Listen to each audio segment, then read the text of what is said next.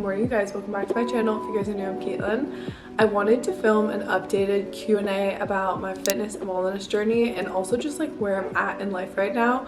One, because I recently said in a video that I felt the healthiest I've ever felt in my entire life. So I want to touch on that today, but also in case any of you guys are new, I feel like there's been some new faces around here and I want to, one, introduce myself, and two, kind of share what my page is all about, because even though I do love to like daily vlog and weekend vlog and stuff like that, I feel like the main purpose of my channel has always been to encourage a positive, realistic lifestyle, and sometimes these videos are the best way to do it, especially if I'm getting questions. This is just a good place to go to answer everything. So I have a bunch of questions in front of me. I'm going to answer them today, and this is all just going to be geared to what I'm doing right now in my lifestyle. It's not really my fitness journey. I've already posted videos in the past of my fitness journey. This is what I'm doing right now to feel my best in 2025. So let's get into it. The first question that I have that I want to answer is, what's your current definition of wellness and how does it fit into your everyday routine without feeling overwhelmed? The reason I wanted to put this one first is because I like that it said the word current. Like, what's your current definition of wellness? Because I can genuinely say it is always changing to me. And maybe not the definition specifically of wellness, but how I fit it into my life and what it means to me in that moment and like what my goals are. So I've always been very passionate about fitness and wellness. It's something that I find very, very interesting.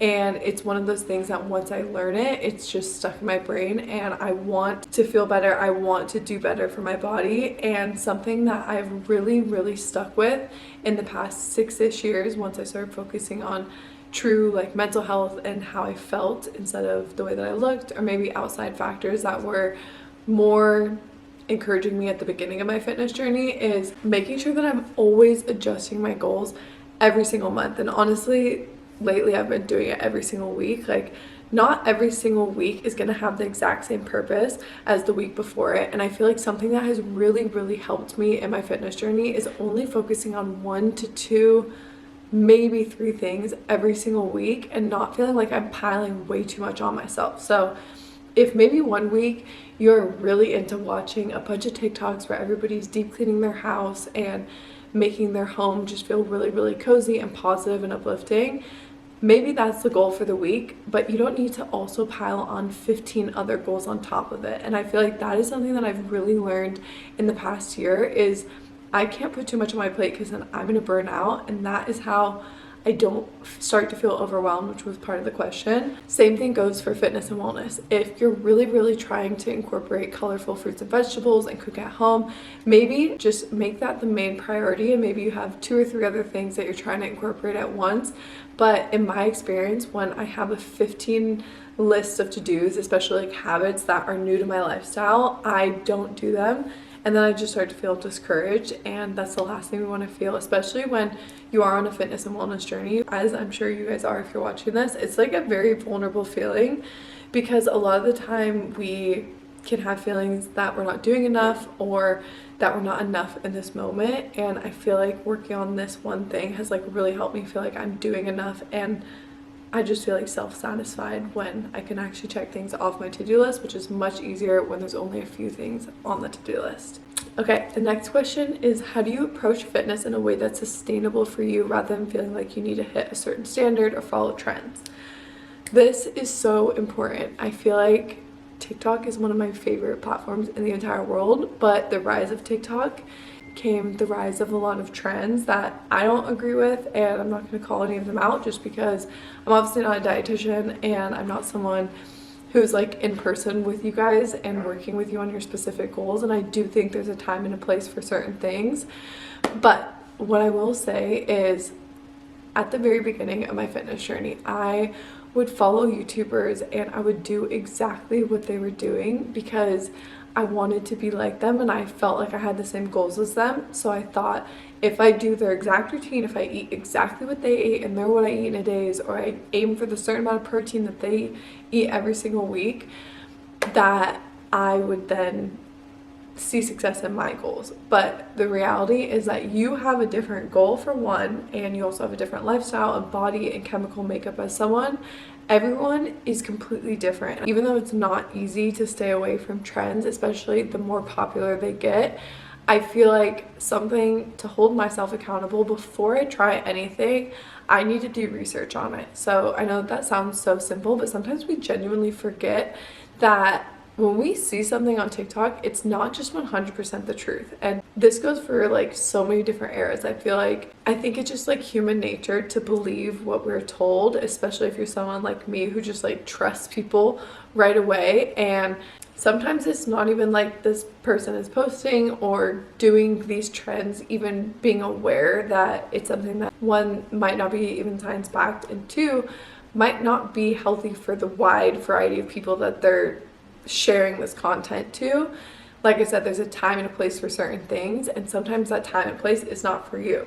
And I know that that can feel really overwhelming because you're like, okay, well then what is right for me? But I just genuinely feel, for me, after I do research on whatever it is, if I can find dietitians breaking down studies about it or just giving science-backed information about that specific topic, that is like the first hurdle. And if I can get over that hurdle, I feel like that's when I can make a better judgment about what it is going on. And then I can go and proceed if I want to incorporate it into my life. And sometimes I incorporate things, and I'm someone that knows pretty immediate if it doesn't work for my lifestyle. But at the end of the day, I think that there is a lot of helpful tips, especially on dietitians' pages, that are very simple. And sometimes that is all we need to remember, is that things that make us feel good and make us healthier can be made simple. It's not to say that they're not hard to follow through it, but like even just exercise science, the basics can be very, very simple. And I've been doing the same fitness routine that is so similar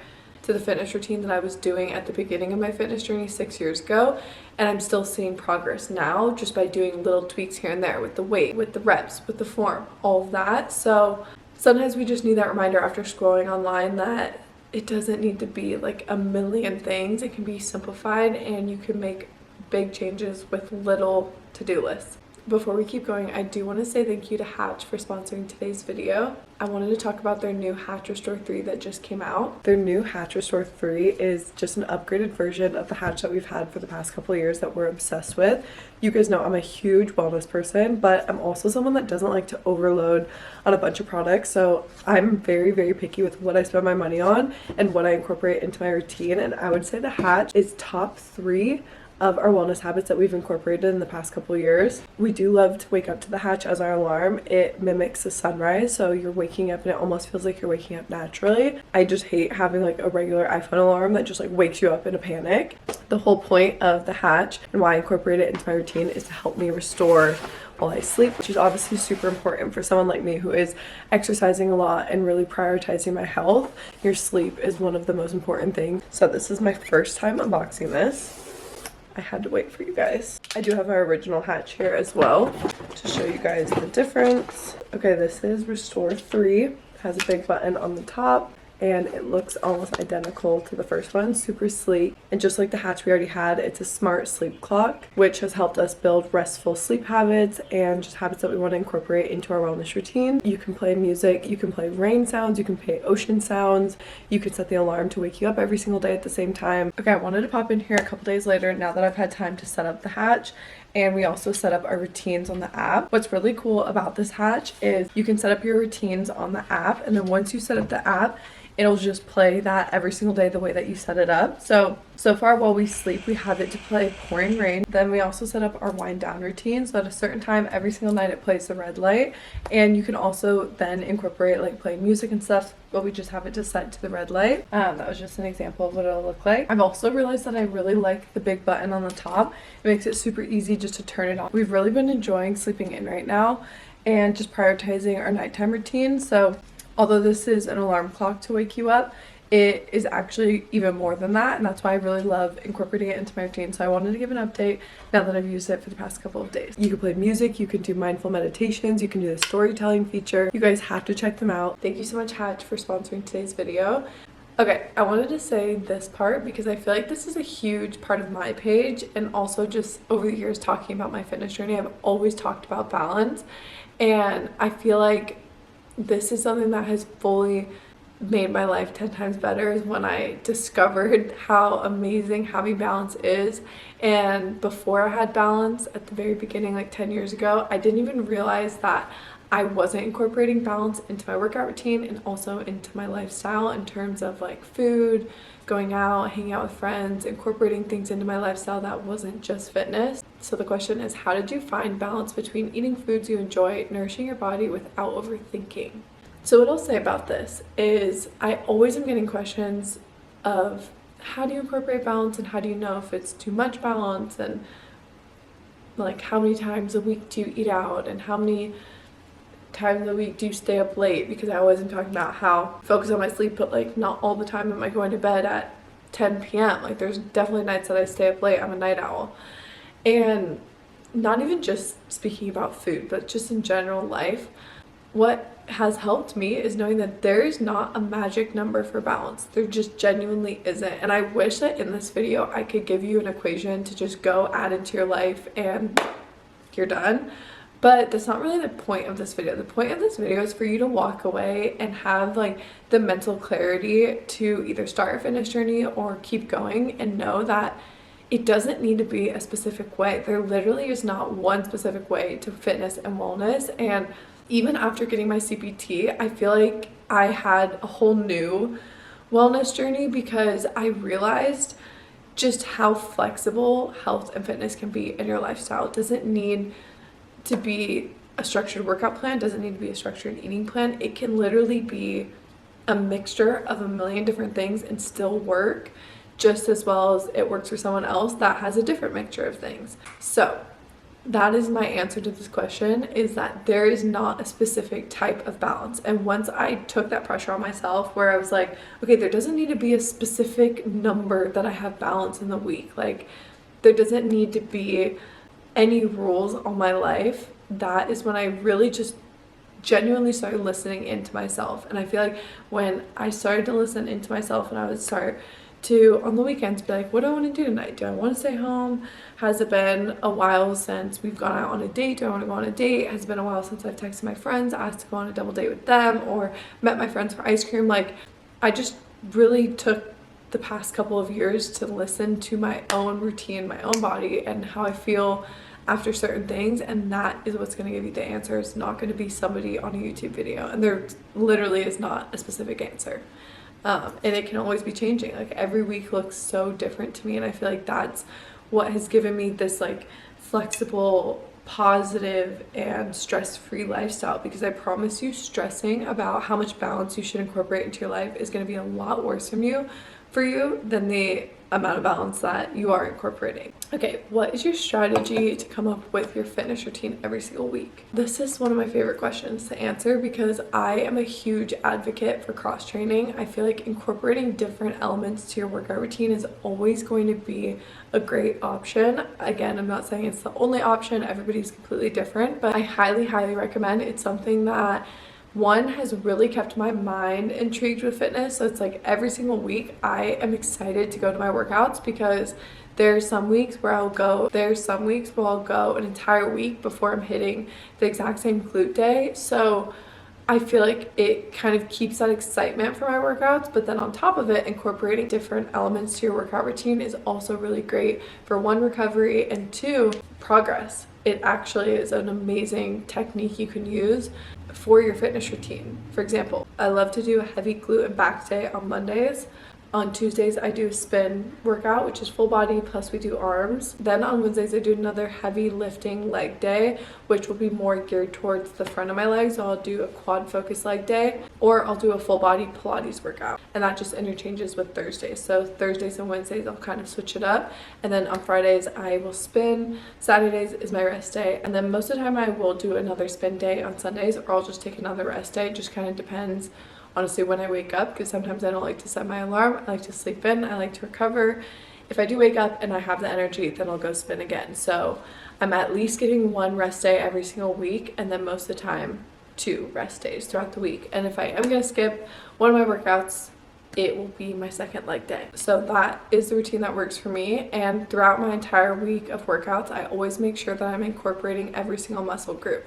So I'm incorporating my glutes, I'm incorporating my quads, I'm incorporating my back, shoulders, chest, tris, biceps, and also my triceps. So it definitely has taken years of practice to kind of just on top of my head know what my workout routine looks like for the week and what I've hit and what I haven't. But especially incorporating spin and Pilates, which are both full body workouts, I am always hitting every single muscle group. But also I always like to say that there was a time where I was still reaching my fitness goals and I was still incorporating a lot of movement throughout my day without going to the gym 6 days a week. Beginning of my wellness journey 6 years ago, I was going to the gym 1 to 3 times a week, and then I was just incorporating walking throughout the day, and also I would go on walks with my family and stuff like that. I don't want you guys to feel like, especially if this is the beginning of your fitness journey, that you need to go out and just do this like huge amount of workouts and overwhelm your schedule, because just like the first question, if you overwhelm yourself and then you can't get to it, that is not a good feeling, and that is going to do a lot worse for you than if you were to just set yourself up and go to the gym once a week, because once is better than none. And once you start going once, then maybe the following week or a couple weeks later you can incorporate twice, and then keep going until you can build your way up. And then there's also some weeks that maybe I'm on vacation, or I just don't feel good, or have a really busy week and I'm not making it to the gym.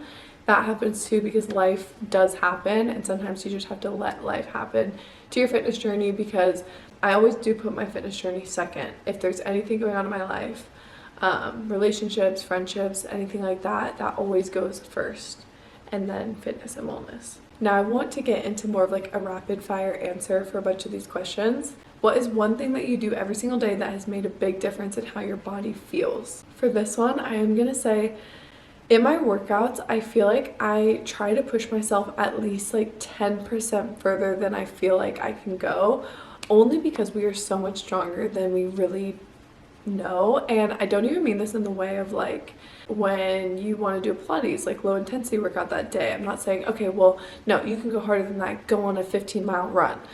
That is not what I mean. That is like far from listening to your body. There's obviously going to be days that you have that are more chill and relaxed. But I will say, I am someone that will be in like a fitness class and I'll be holding a plank, and in my head I'm like, how are people doing this? Like, I don't even know how people are doing this. I'll just go on my knees. But I have learned that if I really just stick it out and I focus on form and I breathe and I slow it down and I just push myself a little bit further, by the time it actually gets to the end of the workout, I'm like, okay, I totally could have done that. So sometimes I just feel like I get in my own way with workouts, so I've stopped that like mental block and I push myself a little bit further, and then that's when I like reevaluate. And I've really noticed a difference with this at spin. I have just improved so much over the past couple of years with my cardio health, and cardiovascular health is one of those things that take time to work on, but once you start to feel the progress, it is just like so apparent. Because I used to be someone that, I always joke with my friends, like I could not run a mile in high school, which is completely fine, it's so normal. Like a mile is very hard, but I always used to say to myself, like, I will never be able to run a mile. I remember like distinctively always feeling like that was the hardest thing. There was no way I would ever be able to do it. So now the fact that I'm like sprinting on a spin bike for 45 minutes at a time, multiple times a week, is insane. And I started to incorporate sprinting for a little bit longer every single time, and I started to build up that endurance. And then sometimes I would do the same amount of time, but I would put the resistance up. So just working on that strength and letting time under tension develop my muscles more, and now I feel like I'm in a place that is like 10 times more advanced than I was a year ago. So that is one thing, is pushing myself a little bit harder. How do you prioritize your mental health the most in your wellness routine? For me, this is 100% a nighttime routine. I know that everyone talks about their morning routine and their 15-step morning routine. I'm someone that just like wakes up, my eyes are awake, and I'm ready to start the day. I can have a conversation, I can go hang out with friends, I can go to a workout immediately, I can go on my laptop. Like, I just wake up and I'm just like, let's get the day started. So I'm not someone that needs to like do a bunch of things to actually jump into my day. But I've learned that for me, it's all about the nighttime and like wind down routine, because I am naturally a night owl and I can stay up all night long. But when I do start to do the things that signal my nighttime routine, like I talked about doing like the red light or music, rain sounds, drinking my tea, doing my skincare, I feel like the nighttime is like the most prevalent part of my day that is for relaxing, and for me relaxing is super important for my mental health. I feel like it's so important to remind you guys that taking time for yourself and doing self-care routines and having self-love and moments where you genuinely are just focused on yourself, maybe that means giving yourself affirmations before bed, whatever it is, like that is never a selfish thing, and it's always going to be a good addition to your life, and there's no bad thing that can come from focusing on yourself and giving yourself self-love, especially at the end of the day or maybe to start your day, whatever. The last one I want to end on is, how are you currently dealing with body image expectations and society? I feel like this is something that I just don't even pay any mind to anymore. I feel like, especially with being online, it can be hard, honestly, to constantly be filming yourself, constantly be posting yourself, constantly reading comments about yourself, constantly talking about fitness and wellness routine and thinking about how to help other people in this genre. But what I've just really learned over the years is, if I am my biggest cheerleader and I don't let other people's opinions about myself or what beauty standards or society is thinking in my personal bubble and my inner dialogue, then it really just doesn't affect my life the way that it used to. And I genuinely think it's one of those situations where it's like, fake it till you make it, and the more you talk positively to yourself and don't go down that string of negative thinking or spiraling about, oh well, this picture looks a certain way, or I looked a certain way in this photo, that sort of thing. It used to be a huge part of my life and now it just simply isn't. And even just like my For You page and all of that, like I just feel like I've geared my social media feed, who I follow, the way my friends talk, the way my family talks, like everything in my life is just very positive in terms of like health and wellness and stuff like that. So happily, it's just not something that I dwell on or think about or bring myself down on. So it's definitely possible if you are in that cycle. It is so upsetting, and it is real feelings, and it's something that is very hard not to focus on. So I'm so sorry if you feel like you're in that struggle. I'm here for you, and if you ever need more like specific tips or just someone to talk to, I am always available, especially on DMs. I literally read every single DM that I get, and comments here on YouTube, but I know obviously comments are public. But yeah, I just wanted to touch on all of that today. I hope that this video, like I said, just inspired you. I know that I don't give any specific numbers or specific tips or advice or anything like that, just because I highly recommend going to a healthcare professional, seeing a personal trainer for fitness advice, and doing research and listening to your own body. But I love you guys so much. Thank you so much for watching today's video. I hope you guys have enjoyed the frequent uploads this week, and we still have a few more in my vlog week. That's not actually a vlog week, so I don't even know why I keep calling it a vlog week, but my consistent upload week. I love you guys. I will see you guys in my next video. I hope you guys have the best weekend. Bye.